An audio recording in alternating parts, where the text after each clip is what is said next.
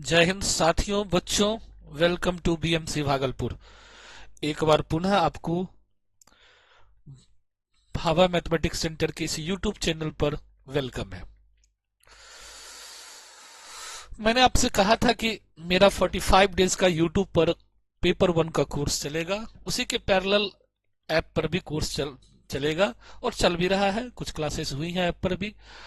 आ, आज जो हम आपके बीच ये जेट से रिलेटेड कोर्स ला रहे हैं, वो शॉर्ट लेक्चर का है। क्योंकि बहुत लॉन्ग पढ़ने से या लंबा अथी करने से उससे हमको बहुत ज्यादा बेनिफिट नहीं मिलेगा। तो हमने सोचा कि आपके लिए कुछ शॉर्ट जो कि बहुत काम का चीज हो, 10-15 मिनट में ही आपका एक क्वेश्चन पकड़ा जाए, तो ये ज्यादा बेहतर होगा आपके लिए। और जब जहां तक लेंदी पढ़ाने से अच्छा है, ऐसे वो भी कोर्स चलते रहेगा। ये शॉर्ट भी क्लास का काम है, यानी कह सकते हैं फैक्ट की पर ये एक लेक्चर हमने तैयार किया है सीरीज। तो उससे से रिलेटेड आज पहला वीडियो, ये शॉर्ट वीडियो मेरा आ रहा आपके बीच।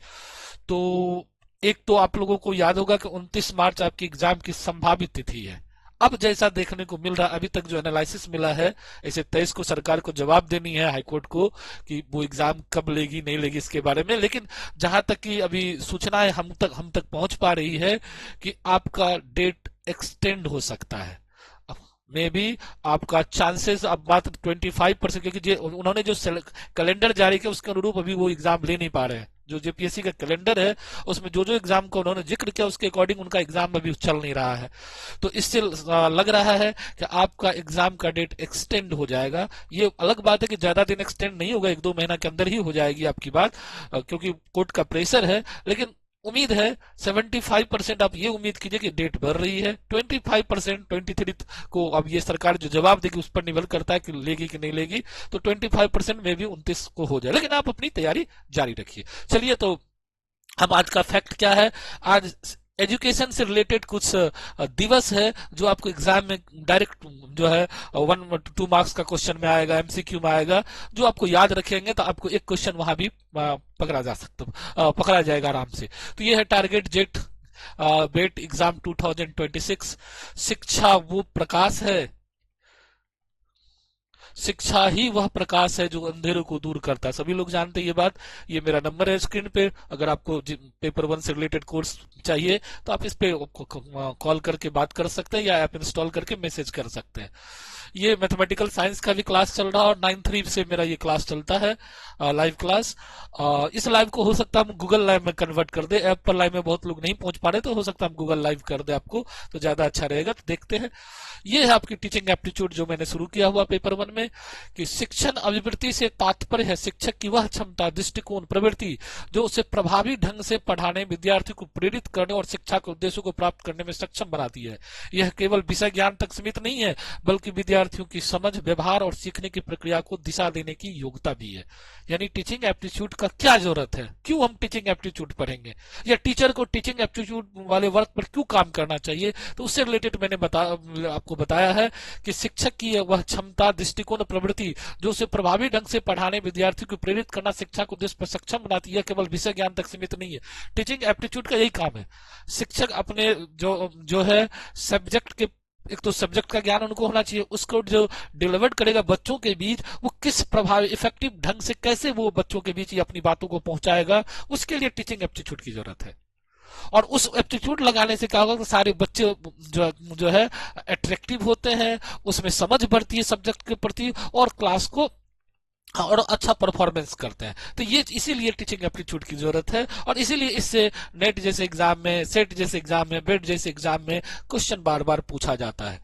आइए, शिक्षण अभिवृद्धि की प्रमुख घटक क्या है। शिक्षण जो अभिवृद्धि के प्रमुख शिक्षा सुधार और व्यक्तिगत विकास का समाधान करा, संचार कौशल, स्पष्ट और सरल और प्रेरक भाषा का प्रयोग करना, विद्यार्थी लर्नर सेंट्रेड अप्रोच, शिक्षारत विद्यार्थियों की आवश्यकता, रुचि और क्षमता को ध्यान में रखकर शिक्षण करना, मोटिवेशन एंड एंथुजिज्म, उत्साह विद्यार्थियों को सीखने के लिए प्रेरित करना और स्वयं उत्साहपूर्वक बढ़ाना, अनुकूल क्षमता, एडेप्टिबिलिटी विभिन्न परिस्थितियों और स्तरों में पृष्ठभूमि के अनुसार शिक्षण शैली को बदलने की क्षमता, मूल और नैतिकता शिक्षा में नैतिक मूल्यों का समावेश और विद्यार्थियों के चरित्र निर्माण करना, शिक्षण अभिवृद्धि का महत्व, शिक्षा की गुणवत्ता बढ़ती है, शिक्षण और विद्यार्थियों के बीच सकारात्मक संबंध बनते हैं, विद्यार्थी में आत्मविश्वास, जिज्ञासा बढ़ती है और समाज में जिम्मेदार और नैतिक नागरिक तैयार होते हैं।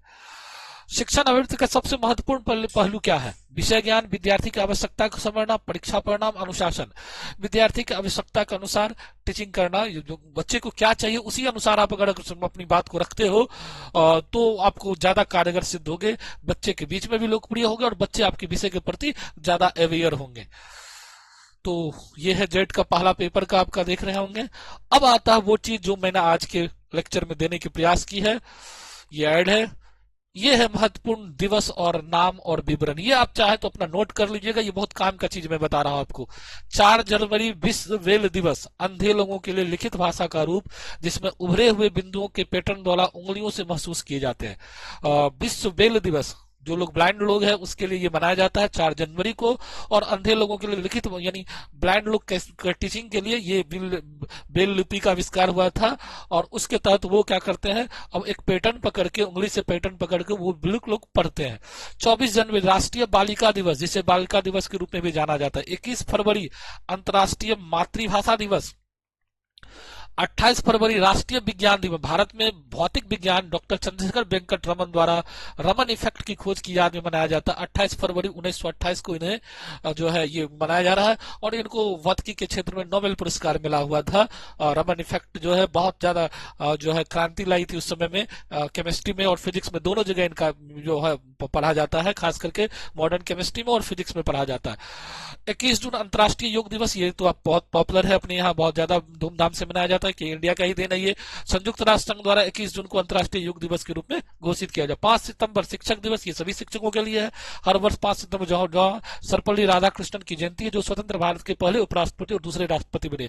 8 दिसंबर अंतर्राष्ट्रीय साक्षरता दिवस, साक्षरता के महत्व को उजागर करना और विश्व भर में साक्षरता और पूर्ण शिक्षा की स्थिति को याद दिलाने के लिए यह दिवस मनाया जाता है।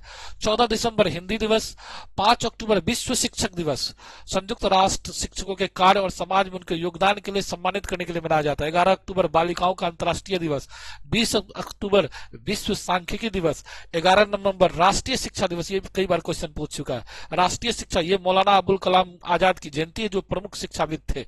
अबुल कलाम आजाद की अपनी एक शिक्षा पैटर्न भी था, एजुकेशन के लिए बहुत सारा काम उन्होंने किया। उनके नाम पे आज भी कई एजुकेशनल इंस्टीट्यूट है, तो उन्होंने उन्हीं के नाम पे 11 नवंबर को राष्ट्रीय शिक्षा दिवस मनाया जाता है। कई बार इससे क्वेश्चन उठा है। 14 नवंबर बाल दिवस, ये स्वतंत्र भारत के प्रथम प्रधानमंत्री पंडित जवाहरलाल नेहरू की जयंती है।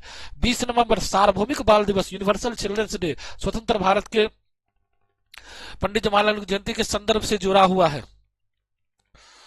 अब इस पर कुछ एमसीक्यू, आपने देखा आज कुछ इंपॉर्टेंट दिवस के बारे में मैंने चर्चा किया जो टीचिंग एप्टीट्यूड से रिलेटेड है और इसके अंदर पूछा जा सकता है। एज ए जीके टाइप से ये क्वेश्चन पूछा जा सकता है। जैसे आपको अभी मैंने कहा राष्ट्रीय शिक्षा दिवस की बात आई, चिल्ड्रंस दिवस की बात आई, बालिका दिवस की बात आई, तो आप ये 8-10 है, इसको ध्यान से रख लेना, याद कर लेना, तो ये आपको बहुत ज्यादा फायदा होगा। इस पर हमने एमसीक्यू बनाया है कि राष्ट्रीय विज्ञान दिवस कब मनाया जाता है। विज्ञान दिवस अभी आपने देखा कि सीवी रमन, चंद्रशेखर वेंकट रमन के नाम से मनाया जाता है, 28 फरवरी को मनाया जाता है। भारत में शिक्षक दिवस किसके, डॉक्टर सर्वपल्ली राधाकृष्णन के रूप से मनाया जाता है। राष्ट्रीय शिक्षक दिवस कब मनाया जाता है, यह भी आपने देखा किसके नाम से था, 14 नवंबर को था, और अब्दुल कलाम आजाद जो थे उनके नाम से मनाया जाता है। तो इस तरह से आपने 3 एमसीक्यू भी देख लिया, और ये शिक्षक दिवस है 5 सितंबर को, और ये रहा आपका 11 नवंबर को, हाँ सॉरी 11 नवंबर, 14 नवंबर को बाल दिवस था, सॉरी मेरे से भी गलती हो गई है। तो 11 नवंबर को आपका था, 11 नवंबर इसमें ऑप्शन नहीं है, तो 11 नवंबर राष्ट्रीय शिक्षा दिवस जो है 11 नवंबर होना चाहिए, मिस्टेक से टाइपिंग मिस्टेक है वहां, तो वो ठीक करे, 1 नवंबर नहीं होकर वहां 11 नंबर होगा, जो अब्दुल कलाम आजाद की जयंती थी। 20 सांख्यिकी दिवस, 20 अक्टूबर, 11 अक्टूबर बालिका अंतर्राष्ट्रीय दिवस, 14 नवंबर बाल दिवस, 20 नवंबर सार्वभौमिक बाल दिवस, 14 सितंबर हिंदी दिवस, ये तो सभी लोग जानते हैं। विश्व शिक्षा दिवस 5 अक्टूबर, और 5 सितंबर शिक्षक दिवस, 8 सितंबर अंतर्राष्ट्रीय साक्षरता दिवस, ये भी बहुत इंपॉर्टेंट है। 20 योग दिवस जो है आपको 21 जून है, 28 फरवरी विज्ञान दिवस के रूप में है, 4 जनवरी विश्व ब्रेल दिवस, और राष्ट्रीय बालिका दिवस 24 जनवरी, अंतर्राष्ट्रीय मातृभाषा दिवस 21 फरवरी। तो आप ये चंद जो वर्ड है इनको याद रखेंगे तो आपको बहुत फायदा होगा। एक एग्जाम में एक क्वेश्चन इससे आपको बन जाएगा। तो इसी तरह से शॉर्ट वीडियो ले लेके मैं आपको याद करवाते रहूंगा, आपको रिमाइंड करवाते रहूंगा कि ये सब चीज आप याद रखें कि आपको फायदा होगा। चलिए तब तक के लिए धन्यवाद, फिर मिलते एक नए वीडियो के साथ।